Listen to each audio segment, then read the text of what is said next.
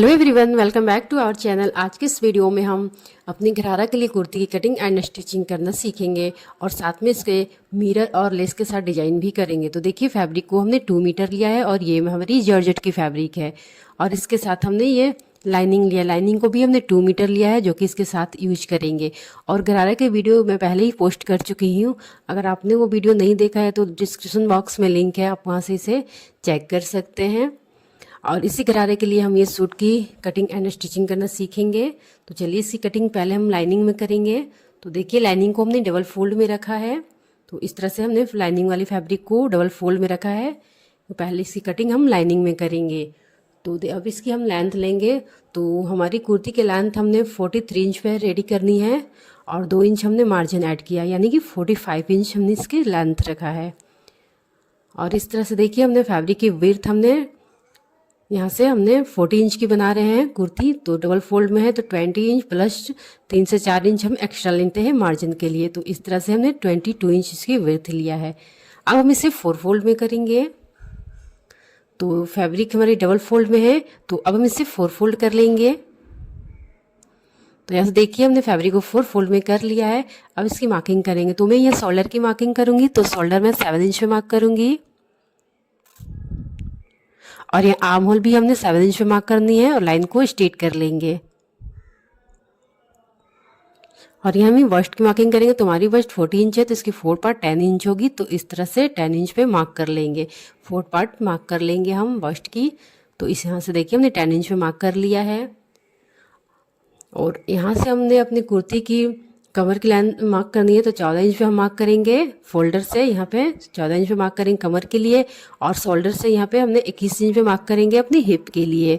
और लाइन को हमने स्ट्रेट कर लेनी है।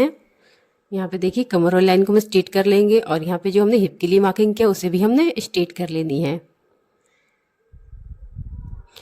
और यहाँ से अब देखिए, हम जितनी भी हमारी कमर है उसकी हम 4 पार्ट करेंगे। तो यहाँ पे हमने वर्स्ट की मार्किंग कर लिया है 4 पार्ट। 40 इंच है तो इसकी 4 पार्ट 10 इंच कर लिया है प्लस 2 इंच हमने यहाँ पे मार्जिन ऐड कर लिया है। और यहाँ पे हमने अपनी कमर की मार्किंग कर लेते हैं। तो हमारी कमर 34 इंच है तो इसकी 4 पार्ट 8.5 इंच है। तो यहाँ से हमने 8.5 इंच मार्क करके प्लस 2 इंच हमने मार्जिन ऐड कर लेते हैं।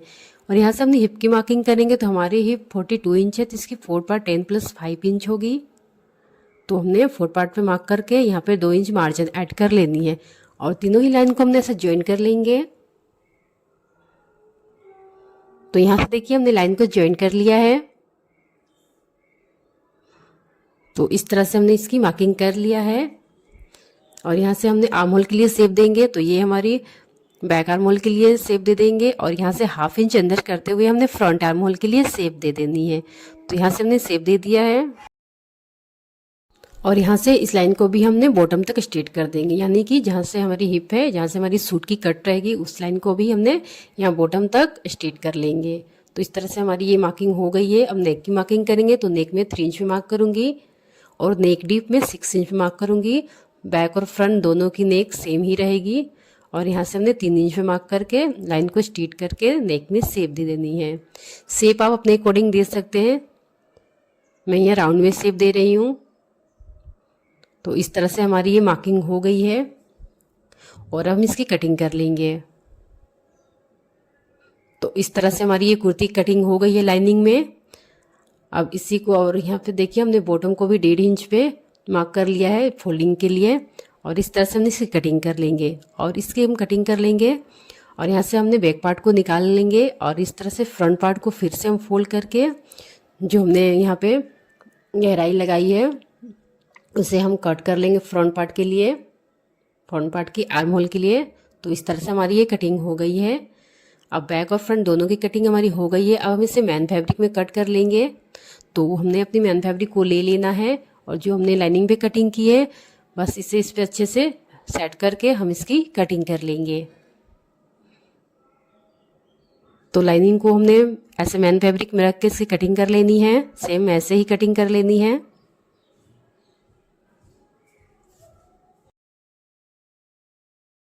तो देखिए, इस तरह से हमारी मेन फैब्रिक में भी कटिंग हो गई है। तो इस तरह से हमने मैन फैब्रिक में भी कटिंग कर लिया है। यहाँ पे हमने 6 इंच मार्क कर देते हैं जो हमने नेक के लिए लिया था। मैन फैब्रिक में मैंने नेक की कटिंग अभी नहीं किया है। तो इस तरह 6 इंच पे मार्क कर लेंगे और यहाँ पे सेंटर पे एक लाइन ड्रॉ करेंगे जहाँ का हमने लेस लगाएंगे। तो यहाँ पे मैं सेंटर पे एक लाइन लगाऊंगी जो कि 10 इंच की मैं लगाऊंगी, जो कि सेंटर में मैं एक लेस अटैच करूंगी यहाँ पे। तो इस तरह से लाइन को ड्रॉ कर देंगे और यहाँ 1 इंच की दूरी पर एक लेस और लगाएंगे। तो यहाँ पे मैं 1-1 इंच की दूरी पर 2 लेस लगाऊंगी जो इससे थोड़ा सा 1-1 इंच कम रहेगी। और इस साइड भी सेम हमने 1-1 इंच की दूरी पे 2 लेस और अटैच करनी है। तो इस तरह से हमने टोटल 5 लेस अटैच करेंगे, यानी कि 5 लाइन में। तो यहाँ से हमने मार्क कर लेते हैं पहले, और इस तरह से हमने मार्किंग कर लिया है। और यहाँ से हमने स्ट्रेट लेस को ऐसे हम यहाँ पे अटैच करेंगे। तो इस तरह से 1-1 इंच कम रहेगी, यानी कि छोटा रहेगी हमारी जो सेंटर वाली लेस से। तो यहाँ पे किनारी वाली लेस 1-1 इंच की छोटा रहेगी। तो इस तरह से हमने लेस को अटैच कर लेनी है इसमें। तो यहाँ हमने स्टिच लगा लेनी है। और यहाँ पे देखिए अब हमने इसे लाइनिंग के साथ इसके नेक को रेडी कर लेंगे। तो देखिए इस तरह से हमने बैक नेक को लाइनिंग के साथ रेडी कर लिया है। ऐसे ही हमने फ्रंट नेक को भी लाइनिंग के साथ ऐसे रेडी कर लेंगे, यानी कि स्टिच लगा के हमने इसे राइट साइड की ओर टर्न करके इसमें टॉप स्टिच लगा देनी है। तो दोनों ही नेक को हम ऐसे ही रेडी कर लेंगे जैसा कि मैंने बहुत सारे वीडियो में आपको बताया है। तो इस तरह से दोनों ही नेक को हम ऐसे ही रेडी कर लेंगे। लाइनिंग के साथ में इसे हमने पलट लेनी है और यहाँ हमने टॉप स्टिच लगा लेनी है। तो देखिए इस तरह से फ्रंट पार्ट में भी हमने लेस को अटैच करने के बाद यहाँ से लाइनिंग को इसमें अटैच करके इसे पलट कर टॉप स्टिच लगा लिया है। फ्रंट और बैक दोनों नेक को हमने ऐसे ही रेडी कर लिया है। अब हम इसकी शोल्डर को जॉइंट करेंगे और यहाँ से हमने जो 2 इंच मार्जिन लिया था उसे हम ऐसे डार्क कर लेते हैं। जो 2 इंच हमने मार्जिन लिया था उसे हम डार्क कर लेते हैं और इसमें हमने सिलाई लगा लेनी है। और यहाँ से हमारी ये कट रहेगी, यानी कि ये हमारी स्ट्रेट कुर्ती है। तो इस तरह से हमारी यहाँ कट रहेगी, यानी कि हम यहाँ स्लिट बना लेंगे। तो दोनों ही साइड में हम इसे फोल्ड कर लेंगे।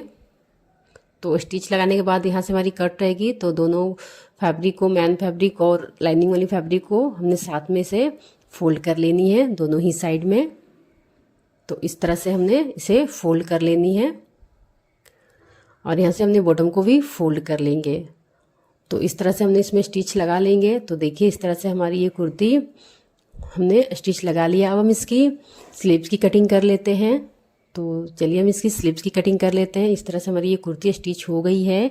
अब हम इसकी स्लीव की कटिंग करेंगे। तो स्लीव के लिए देखिए हमने फैब्रिक को 4 फोल्ड में रखा है और इसकी स्लीव की लेंथ हमने 12 इंच पे रखा है, जो कि हमने 10.5 इंच पे स्लीव को रेडी करेंगे और 1.5 इंच हमारी मार्जिन रहेगी। और इस तरह से ये हमारी 4 फोल्ड में ओपन साइड और ये हमारी फोल्डेड साइड है। तो ओपन साइड की ओर से हमने 3 इंच पे मार्क करेंगे और यहाँ फोल्डेड साइड की ओर से हमने 2.5 इंच में मार्क करनी है। 2.5 इंच पे मार्क करेंगे और यहाँ से हमने जो स्लीव की बॉटम की फिटिंग है वो 5.5 इंच है और 1.5 इंच हम यहाँ से मार्जिन ऐड कर लेंगे और इस लाइन को इसमें हम ज्वाइन कर लेंगे। तो मार्जिन वाली लाइन को भी हमने इसमें ज्वाइन कर लेनी है और दोनों पॉइंट को मिलाते हुए हमने स्लीव के लिए शेप दे देनी है। जो हमने 3 इंच पे और 2.5 इंच पे मार्क किया था उसे हमने शेप दे देनी है स्लीव्स के लिए और इसकी हमने कटिंग कर लेंगे। तो इस तरह से हमारी ये स्लीव की भी कटिंग हो जाएगी।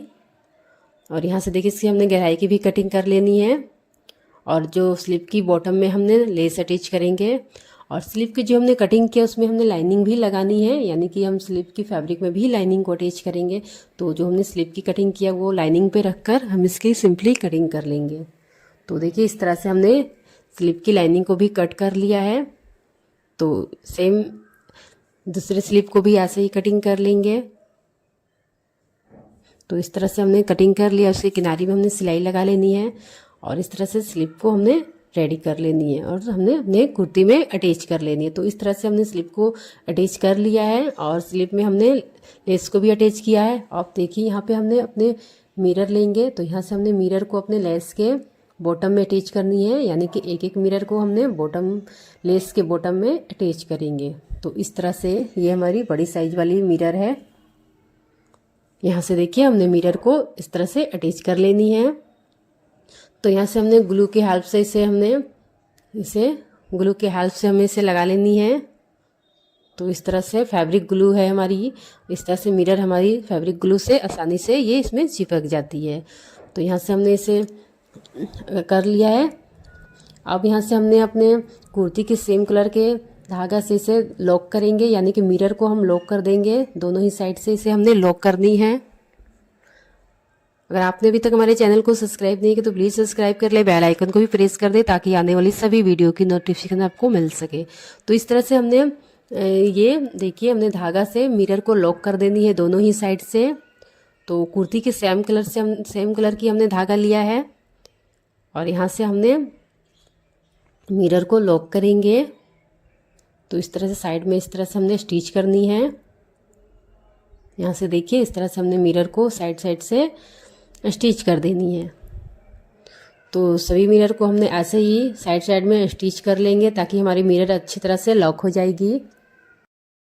और इसी तरह से सारे मिरर को हम लॉक कर लेंगे। तो यहाँ से देखिए बहुत ही इजीली ये हो जाएगी। यहाँ से हम बहुत ही आसानी से ये कर सकते हैं। तो इस तरह से हमने ये मिरर को इसमें अटैच करके मिरर को लॉक करनी है, जिससे कि हमारी सूट में एक डिजाइन क्रिएट हो जाएगी। तो यहाँ से हमने देखिए यहाँ मिरर को हमने लॉक कर लिया है।